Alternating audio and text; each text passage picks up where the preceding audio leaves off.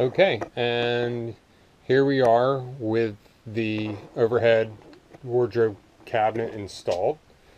You can see we screwed on the bottom here. I didn't glue this piece. The top piece, we just nailed it in. I hit it with the air nailer, but I wanted a little more than just nails for the bottom. So, and it's just 1/4 inch, and it's nice and tight in there. I'm putting some good pressure on that. And basically, what we did is, you can see here behind here, here's the original boards that were mounted, and here's the two that we married up to them along the way. And you can see, well, maybe you can't, but here, this was the one I talked about. The reason we left this a little extra up here in this cutout, because here the piece from the cabinet and the piece from that was mounted on the van, they're exactly equal. Right about here they start the cabinet one starts coming down a little bit, and up in here I'm putting my finger on the back one, so I'm off about a 1/2 inch there that it was tilting up. But I was able to get some good wood screws in these, and so I have, we've mounted what, 1, 2, 3, 4, 5 screws up on the top, and we got 1, 2, 3, 4, 5, 6 down on the bottom. And I put carpenter glue on the backs of each of these boards before I mounted them down. The only piece that we had to kind of figure out when I put this in, the van wall here, it comes across flat, but then it kind of dips in a little bit, and it almost comes back out. And you can notice that down in the bottom. Actually, you can't see it. You can notice that right here. You can see a little bit of a gap in here. So what I did was I took some 3/8 inch stock I had and just cut a piece here, and I cut a piece, it's kind of sunk down in there a little bit, and I glued them to act as a good barrier. And I drove a screw through there to get a good bite.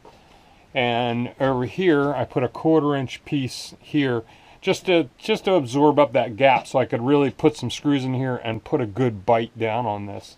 So it's not going anywhere. The one thing I did learn about this is the mounting pieces that I put on the van. I screwed them in, and that's what each of these marks are. They were telling me where can't I put a screw here. So wherever there's a mark is where a screw is in the base piece. So that was able to tell me then, when I put this up, where can't I drill and put a screw. But you can see here there's a little bit of liquid nails that had oozed out the bottom from the original piece. And there's, you can't see it here, but there's a little up here. But Saturday or Sunday when we put this in, this metal got cold, and I heard that glue kind of try to separate right in here a little bit. So one of the things I learned about liquid nails, or at least I was told, that in the future what I'll do is, well, let me back up a second. One of the things I learned about liquid nails is it's not quite as flexible once it cures. There's no real flex to it. So, it's there, it's a cement, but it's almost like when this metal cooled down, it was easier able to break the bond.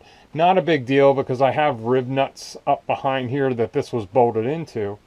But one of the things I was given a tip on, I didn't utilize it here, but was to take an adhesive sealant and use that on these, because it's an adhesive, but it also will give a little flexibility. So as your metal is expanding and contracting, that adhesive will expand and contract with it. At least that's what I was told. I'm not an expert, but apparently I play one in van life. So So anyway, there's the cabinets. They're up, they're painted. I had to put some trim over here, so we'll take, as I showed you earlier, we'll take a piece of cedar, put it across here, piece of cedar, put it across here, and on this side we'll do the same thing here and here, and I'll actually probably put one, I may put one up the side. It was at this end or this end. Oh, I know. I'm going to put one here, and I do want to put a piece down here and tighten this. I cut this a little wider than it needed to be. And remember, you know, so this harness has good play back here now.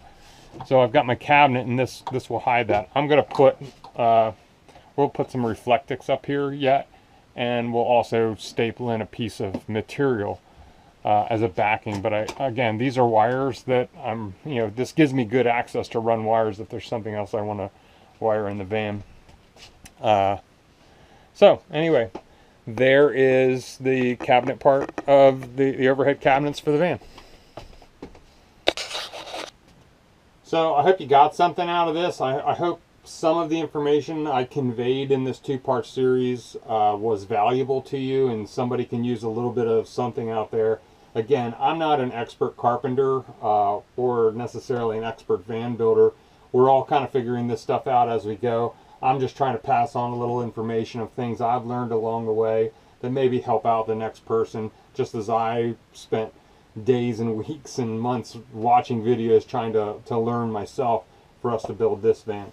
So this was actually the last piece of major furniture that has to get made for the van. We'll put some cabinet doors on there. I've got some doors to make for the galley cabinets, wine racks and so forth, some smaller stuff. But the major part of the van is built and basically ready. It's not going anywhere now. It's up there, so we're pretty happy with that. And until next time, this is Ken signing off. Like the video, consider subscribing to the channel if you like the content we're putting out, and we'll see you on down the road. Peace.